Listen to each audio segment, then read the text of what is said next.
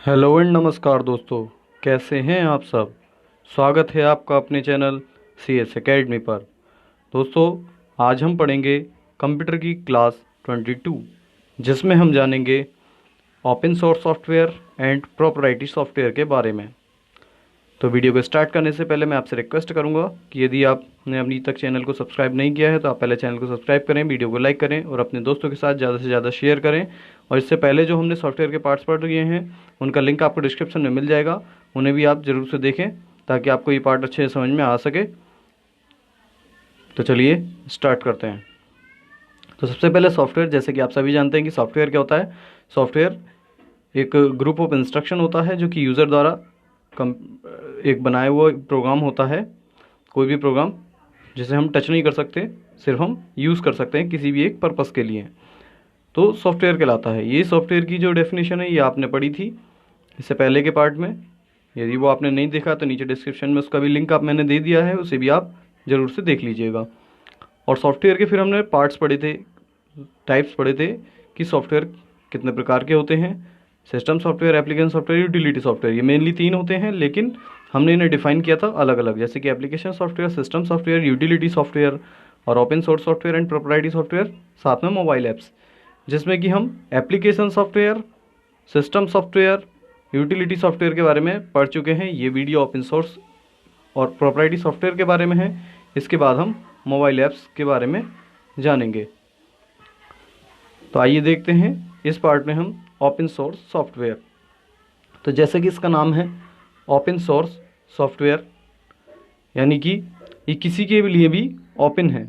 कोई भी व्यक्ति या कोई भी यूज़र कंप्यूटर में इन सॉफ्टवेयर्स को फ्री में प्रयोग कर सकता है। जैसे कि यहाँ लिखा हुआ आ रहा है, open source software refers to the software which uses the code freely available on the internet. It means open source software is free and openly available to everyone. प्रत्येक के लिए फ्री में अवेलेबल होते हैं, कोई भी व्यक्ति ने आसानी से प्रयोग कर सकता है। They can be copied, modified, deleted user and organisation. The example of open source software is the Linux operating system. जैसे कि विंडोज़ ऑपरेटिंग सिस्टम जो कि आप विंडो में चलाते हैं माइक्रोसॉफ्ट के द्वारा, वो क्या है, वो आपका ओपन सोर्स सॉफ्टवेयर नहीं है, क्योंकि वो आपको फ्री में नहीं मिलता है। उसके लिए आपको उसकी प्रोडक्ट की या सीरियल की आपको डालनी पड़ती है। लेकिन जो लाइनक्स ऑपरेटिंग सिस्टम है वो आपको फ्री में मिल जाता है, आप उसे सीधे इंस्टॉल करके ऑपरेट कर सकते हैं। उसमें आपसे कोई की वगैरह नहीं मांगी जाएगी, ना ही आपको विंडो को एक्टिवेट करने के लिए कहा जाएगा उसमें। तो जो हम अलग से कोड डालते हैं वो सोर्स कोड क्या होते हैं। Source code is the part of software that most computer user don't ever see. Source code क्या है, कंप्यूटर सॉफ्टवेयर का एक पार्ट होता है, लेकिन मोस्ट कंप्यूटर यूज़र क्या है, इसे कभी देखते ही नहीं है, क्योंकि वो क्या करते हैं, प्रोग्राम को किसी और से इंस्टॉल करवाया, जैसे दुकान पर गए तो वहाँ से इंस्टॉल करवा कर ले आए, उन्हें पता ही नहीं होता है कि इसमें हमने कोई सोर्स कोड भी डला हुआ है, वो सीधे प्रोग्राम को यूज़ करते हैं। तो ये जो सोर्स कोड है प्रोडक्ट आईडी के नाम से भी आपको मिल सकता है, ये आपको इंटरनेट पर खरीदने के लिए भी मिल सकता है। इसकी एक लिमिट होती है कि आप इतने टाइम तक इस सॉफ्टवेयर को प्रयोग में ला सकते हैं। उससे क्या है कि इसके सारे के सारे फीचर्स आप प्रयोग कर सकते हैं और प्रोग्राम जो है आपका अच्छे से वर्क करता है। सारे के सारे फीचर्स और प्रोग्राम को अच्छे से वर्क कराने के लिए सॉफ्टवेयर के लिए सोर्स कोड की आवश्यकता होती है। इसके बाद ओपन सोर्स सॉफ्टवेयर जो है उसके कुछ कारण होते हैं जिसके कारण उसे जो है प्रयोग में ज़्यादा लाया जाता है। तो आइए हम देखते हैं। People prefer open source software to proprietary software for a number of reasons including. सबसे पहले है नियंत्रण यानी कंट्रोल, फिर ट्रेनिंग यानी प्रशिक्षण, फिर सिक्योरिटी, सुरक्षा, स्टेबिलिटी यानी स्थिरता। ये सब वो कारण हैं जिनकी वजह से अधिकतर ओपन सोर्स सॉफ्टवेयर प्रयोग में लाए जाते हैं। ये जो बैकग्राउंड में लोगो है ये ओपन सोर्स सॉफ्टवेयर का लोगो है, इस लोगो को भी आप ध्यान रखिएगा। तो सबसे पहले देखते हैं हम कंट्रोल यानी नियंत्रण के बारे में। Control, many people prefers open source software because they have more control over that kind of software. ऐसा नहीं है कि सॉफ्टवेयर को सिर्फ ऑपरेट करना होता है, उसकी में कोडिंग में भी हम चेंज कर सकते हैं, यानी उसके प्रोग्रामिंग में भी हम कुछ बदलाव कर सकते हैं। लेकिन वो अगर ओपन सोर्स सॉफ्टवेयर है तो उसमें हम बदलाव आसानी से कर सकते हैं।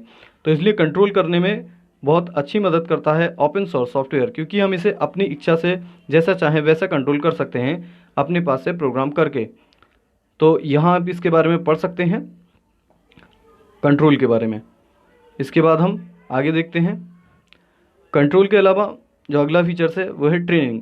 ट्रेनिंग क्या है? प्रशिक्षण। प्रशिक्षण में भी इसका प्रयोग किया जाता है। मान लो यदि आपके पास कई कंप्यूटर हैं और आप एक सॉफ्टवेयर चलाना चाहते हैं जो कि आपको ट्रेनिंग में यानी कि दूसरे बच्चों को सिखाने के लिए काम में आएगा। ये नॉर्मली मैं आपको समझा रहा हूँ। अगर मान लीजिए आप दूसरों को सिखाना चाहते हैं और आपके पास कंप्यूटर 10 हैं, तो आपको ऐसा नहीं है कि हर कंप्यूटर के लिए अलग से सॉफ्टवेयर खरीदना पड़ेगा, क्योंकि यदि आप हर एक के लिए अलग से सॉफ्टवेयर खरीदेंगे तो वो आपको ज़्यादा कॉस्ट में पड़ेगा और फिर उससे क्या होगा कि आप सही से ना तो अपना जो प्रशिक्षण कार्य है वो पूरा कर पाएंगे और ना ही सॉफ्टवेयर को ढंग से यूज़ कर पाएंगे, वो कि एक लिमिट के लिए होता है। तो ट्रेनिंग के लिए ओपन सोर्स सॉफ्टवेयर का प्रयोग ज़्यादा किया जाता है, ताकि सीधे सीधे हम एक ही प्रोग्राम को कई कंप्यूटर में इंस्टॉल करके वहाँ ऑपरेट कर सकें और अच्छे से स्किल को डेवलप कर सकें, और जितनी बार चाहें उस पर हम रिवीजन या अपना जो भी काम है वो हम कर सकते हैं। यहाँ आप देख सकते हैं, इसके बारे में पढ़ सकते हैं। ठीक है, इसमें कोई मिस्टेक वगैरह भी ज़्यादा अगर हो जाती हैं तो वहाँ भी हमें सुधार का मौका मिल जाता है। तो ये ट्रेनिंग के लिए था। इसके बाद अगला है सिक्योरिटी।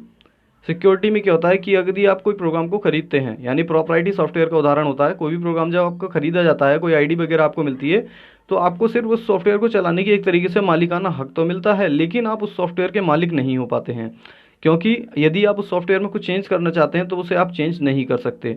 चेंज करने से मेरा मतलब है यदि आप उसकी प्रोग्रामिंग में कुछ बदलाव करना चाहें तो आप नहीं कर सकते, क्योंकि वो उसका मालिक कोई दूसरा है। असल में एक तरीके से आपने क्या है, आपने वो रुपए दे करके किराए पर सॉफ्टवेयर लिया है। और यदि आप सिक्योरिटी के लिए देखा जाए तो ओपन सोर्स सॉफ्टवेयर बेटर है, क्योंकि वहाँ प्रोग्रामिंग का ऑप्शन आपके लिए खुला है और आप प्रोग्रामिंग करके जैसे चाहें वैसे सिक्योरिटी आप अपने सॉफ्टवेयर को दे सकते हैं, चाहे वो 2 स्टेप वेरिफिकेशन या 3rd स्टेप हो, कुछ भी। तो यहाँ सिक्योरिटी के मामले में भी देखा जाए तो ओपन सोर्स सॉफ्टवेयर को ज़्यादा प्रयोग में लाया जाता है, क्योंकि यहाँ सिक्योरिटी अपनी इच्छा से हम दे सकते हैं। इसके बाद आता है स्टेबिलिटी। स्टेबिलिटी में क्या होता है? स्थिरता। यदि आपका कोई भी कंप्यूटर यूज़र प्रेफर करते हैं कि open source software is the proprietary software is important long term projects, अगर लंबे टाइम के प्रोजेक्ट के लिए हैं तो स्टेबिलिटी यानी कि इसकी स्थिरता ज़्यादा रहती है। मान लीजिए आपने कोई यदि प्रोग्राम ले रखा है और यदि आप जब मान लो एक एंटीवायरस भी यदि आप खरीदते हैं तो उसकी जो प्रोडक्ट की है वो प्रोडक्ट की सिर्फ 1 साल के लिए वैलिड होती है, यानी जब से आपने उस प्रोग्राम को एक्टिवेट कर लिया उसके ठीक 1 साल बाद आपको क्या करना पड़ेगा, फिर से रुपए दे करके फिर से उसको खरीदना पड़ेगा, यानी प्रोडक्ट की लेनी पड़ेगी। तो उससे क्या होगा, उससे आपका जो है बार बार रुपए खर्च होते रहेंगे। लेकिन अगर आपका कोई ओपन सोर्स सॉफ्टवेयर है, आपका सॉफ्टवेयर को इतना यूज़ में नहीं आता है, तो आप क्या करेंगे, एक बार इंस्टॉल करा और जब आपका यूज़ करेगा तब आप उस सॉफ्टवेयर को यूज़ करेंगे।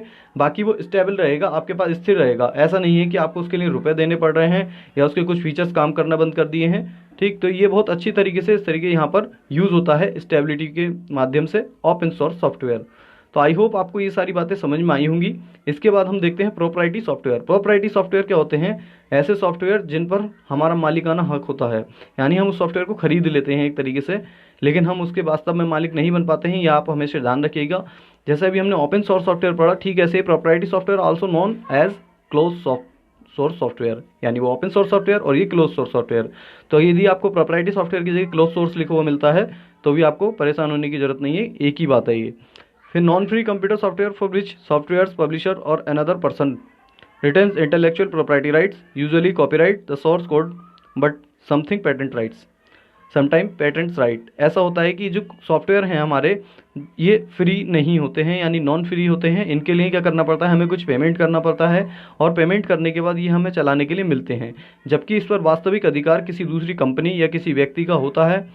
ठीक है, वो उस पर क्या करता है, उस पर कोई कॉपीराइट मार्क या फिर कोई भी पेटेंट तैयार कर लेता है, जिससे कि वो उसका आधिकारिक रूप पर उसी व्यक्ति के अंडर में आएगा और उसी के नाम से जाना जाएगा। ठीक है, तो आई होप आपको ये सारे सॉफ्टवेयर समझ में आए होंगे। ये थे ओपन सोर्स सॉफ्टवेयर और क्लोज सोर्स सॉफ्टवेयर। यहाँ आप देख सकते हैं कि कुछ ओपन सोर्स सॉफ्टवेयर और क्लोज सोर्स सॉफ्टवेयर के उदाहरण दिए गए हैं।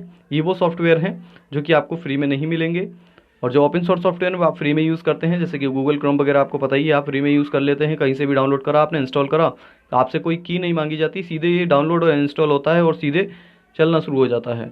या आपने चलाया भी होगा। बाकी ये जो नीचे आप देख रहे हैं जो कि एंटीवायरस वगैरह के रूप में दे रखे हैं और एप्पल का सॉफ्टवेयर है, इन सब में क्या है कि आपको पहले प्रोडक्ट की लेनी पड़ेगी, मतलब खरीदना पड़ेगा इन्हें, और उसके बाद आप इन्हें ऑपरेट कर पाएंगे। वरना हो सकता है कि कुछ टाइम के लिए चलें फिर बंद हो जाएं, या फिर चलते रहें लेकिन उसके आप सारे फीचर्स यूज़ नहीं कर पाएंगे, ना ही ये सही तरीके से आपके कंप्यूटर में काम करेंगे। तो आई होप आपको इतना समझ में आया होगा। वीडियो को अंत तक देखने के लिए आपका बहुत बहुत धन्यवाद। यदि आपका कोई भी डाउट या क्वेश्चन होता है तो आप नीचे कमेंट बॉक्स में पूछ सकते हैं, और आपको टेलीग्राम ग्रुप ज्वाइन करना चाहिए ताकि आप वहां पर जीके की क्विज को हल कर सकें। तो थैंक्स फॉर वॉचिंग। जय हिंद, जय भारत।